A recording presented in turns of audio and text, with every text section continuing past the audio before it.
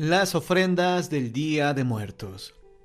La ofrenda es un ritual colorido que es al mismo tiempo sagrado y profano, pues recordemos que es una fusión de dos culturas. Ofrendar en el Día de Muertos es compartir con los difuntos el pan, la sal, las frutas, los manjares culinarios, el agua y el vino.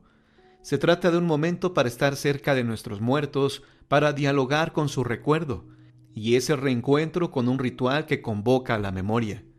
Las prendas constituyen una parte fundamental, pero lo que seguramente pocos conocen es que cada elemento de la ofrenda tiene un significado, por lo que si faltara uno de ellos, se perdería el encanto espiritual que rodea a este patrimonio religioso. La ofrenda debe constar de 7 niveles o escalones, que representan los 7 niveles que tiene que pasar el alma de un difunto para poder descansar. Esta ofrenda se realiza generalmente en lugares donde exista un espacio grande, a fin de que quepa todo el altar, el cual debe ser barrido con hierbas aromáticas hacia los 4 vientos un día antes del Día de los Difuntos. Primero se construye o fabrica el esqueleto del altar, ya sea con cajas de cartón, madera o lo que se encuentre, a fin de que queden bien cimentados los 7 niveles, de los cuales el séptimo debe estar casi a la altura del suelo, y sobre él se pone el segundo nivel, que es un poco más chico que el primero, y así sucesivamente, hasta llegar al primer nivel. Cada escalón tiene un significado, debe forrarse con tela negra y blanca y contener ciertos objetos específicos. Primero, se pone la foto del santo o virgen de la devoción. En el segundo nivel es para las ánimas del purgatorio. Tercero, se pone la sal para los niños del purgatorio.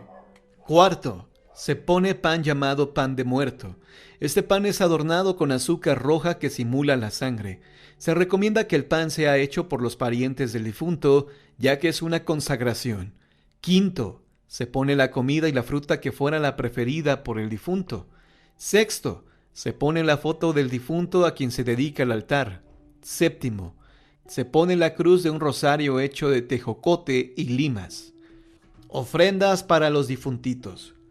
En la mayoría de los hogares campesinos de extracción mestiza o indígena, y aún entre algunas familias urbanas, el 31 de octubre se elabora la ofrenda dedicada a los niños o angelitos.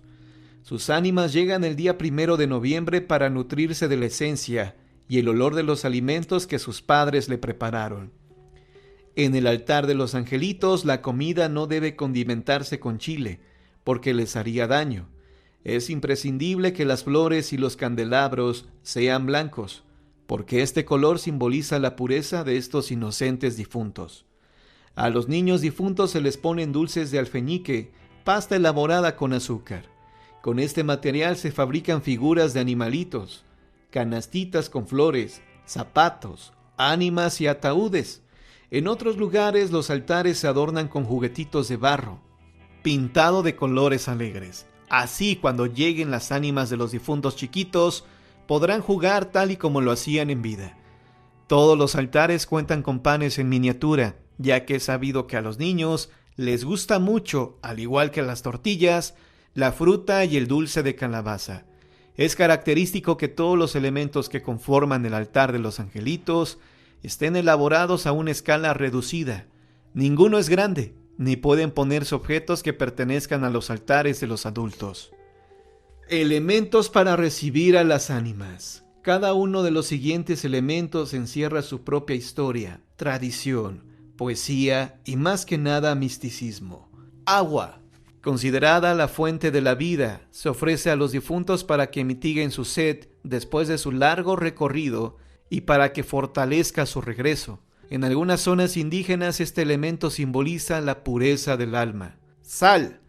Sirve para que el cuerpo no se corrompa en su viaje de ida y vuelta para el siguiente año. No puede faltar en ninguna ofrenda porque significa la purificación. Velas y veladoras. La flama que producen significa la luz, la fe y la esperanza. Sirven de guía para que las ánimas puedan llegar a sus antiguos lugares y alumbrar el regreso a su morada. En los hogares indígenas cada vela representa a un difunto, por lo que es muy común que las ofrendas contengan veladoras por cada uno, y que además estén colocadas en forma de cruz, pues esto representa a los 4 puntos cardinales. Copal e incienso. Es un elemento que sublima la oración o alabanza. Es una fragancia que reverencia a las ánimas y se utiliza para limpiar el lugar de los malos espíritus, y así el alma puede entrar a la casa sin ningún peligro. Flores. Son símbolo de festividad por sus colores y estelas aromáticas. La flor blanca representa el cielo, la amarilla la tierra, la morada el luto. De entre todas las que se pueden mencionar, no puede faltar bajo ningún pretexto la nube, el alelí y el cempasúchil, que sirven para trazar el camino que las ánimas recorrerán durante su visita al mundo de los vivos. Petate se puede utilizar de muchas formas, pero en esta ocasión vamos a ponerla a un lado de la ofrenda para que sirva de cama a los muertos cuando estos lleguen. Itzcuintle es una raza de perro que habitaba en México en la época prehispánica, pero en el altar solo se pone una figura que lo represente, sobre todo si es una ofrenda para los difuntitos, porque además de que le sirve de juguete, será su guía durante el camino de ida y vuelta. Pan. La iglesia cristiana lo representa con el cuerpo de Cristo, por lo que es el ofrecimiento fraternal y uno de los elementos más apreciados de las ofrendas. Las frutas son la ofrenda que nos brinda la naturaleza. Generalmente son cañas de azúcar, naranjas, tejocotes y jícamas. Elementos para ofrendar a los fieles difuntos. Retrato. Sugiere el ánima que vendrá, pero este debe de quedar escondido, de manera que solo pueda verse con un espejo para dar a entender que al ser querido se le puede ver, pero que ya no existe. Imagen de las ánimas del purgatorio. Para obtener la libertad del alma del difunto, también puede servir una cruz pequeña hecha con ceniza. Pueden colocarse otras imágenes de santos para que sirvan como medio de interrelación entre muertos y vivos, ya que en el altar son sinónimo de las buenas relaciones sociales. Además, simbolizan la paz en el hogar y la firme aceptación de compartir los alimentos, como las manzanas, que representa la sangre, y la amabilidad a través de la calabaza en dulce de tacha. Mole con pollo, gallina o guajolote. Es el platillo favorito que ponen en el altar muchos indígenas de todo el país, aunque también le agregan barbacoa con todo y consomé. Estos platillos son esa estela de aroma, el banquete de la cocina en honor de los seres recordados. La buena comida tiene por objeto deleitar al ánima que visita. Se puede incluir el chocolate de agua. La tradición prehispánica dice que los invitados tomaban chocolate, preparado con el agua que usaba el difunto para bañarse, de manera que los visitantes se impregnaban de la esencia del difunto. Calaveras de azúcar medianas son una alusión a la muerte siempre presente. Las calaveras chicas son dedicadas a la Santísima Trinidad y las grandes al Padre Eterno. También se puede colocar un aguamanil, jabón y toalla, por si el ánima necesita lavarse las manos después del largo viaje. Licor. Es para que los difuntos recuerden los grandes acontecimientos agradables durante su vida. Cruz grande de ceniza. Sirve para que al llegar el ánima hasta el altar pueda expiar sus culpas pendientes. Cadenas de papel, morado y amarillo, que significan la unión entre la vida y la muerte. Papel picado, que dan colorido y alegría de vivir. Lienzo blanco y nuevo, que representa la pureza, el cielo. El cirio representa el alma sola. El maíz representa la cosecha. Un Cristo para que haya bendiciones.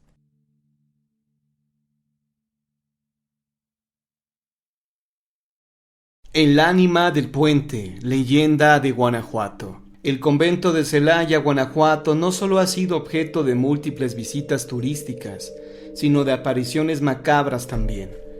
Para los habitantes del lugar no es nada nuevo hablar del fraile que se pasea por sus pasillos en cuanto cae la noche. Se cuenta que siempre que necesitaba reflexionar, el sacerdote Fray Juan del Espíritu Santo salía a caminar por los pasillos del convento, los cuales recorría con gusto y a paso moderado. Esta práctica ya la venía haciendo desde hacía 5 años, Debemos decir que el convento de Celaya, además de ser hermoso, era muy grande. Cierto día se le acercó un indígena del lugar que sofocado llegó a confesarle algo. De acuerdo a lo relatado por este hombre, él era el único que podía ayudarlo. Felipe Santiago, que era el nombre de aquel indígena, pidió con insistencia a Fray Juan que lo confesara. Finalmente el padre accedió y lo escuchó con asombro. Después de haberlo escuchado, el padre se encontraba sobresaltado por el relato, y solo atinó a decirle: «Es necesario que lo confieses con testigos».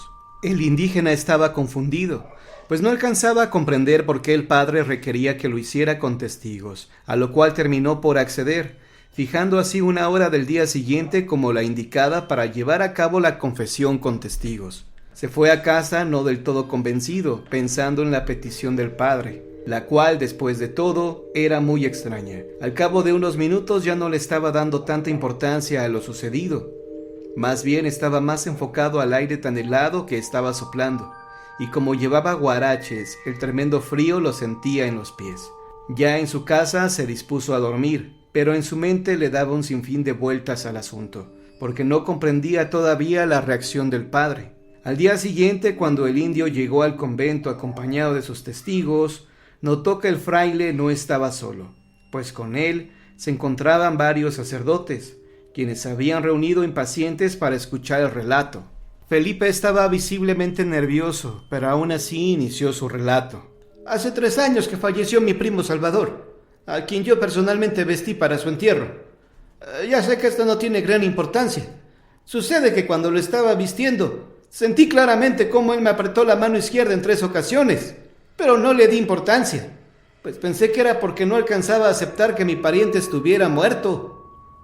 No comenté con nadie lo que había sucedido, por temor a que se burlaran de mí.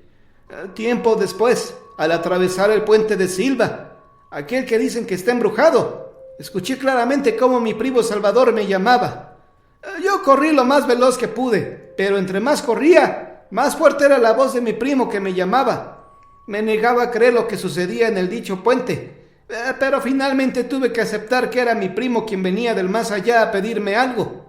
En otra ocasión y en el mismo lugar escuché claramente que mi primo me pedía con desesperación que mandara a celebrar 3 misas, pues su alma, decía, se encontraba penando, y esa era la única forma en que podía encontrar el descanso eterno. Fue tanto el terror que se apoderó de mí, que ya no pude seguir mi camino, y solo recuerdo que me desplomé.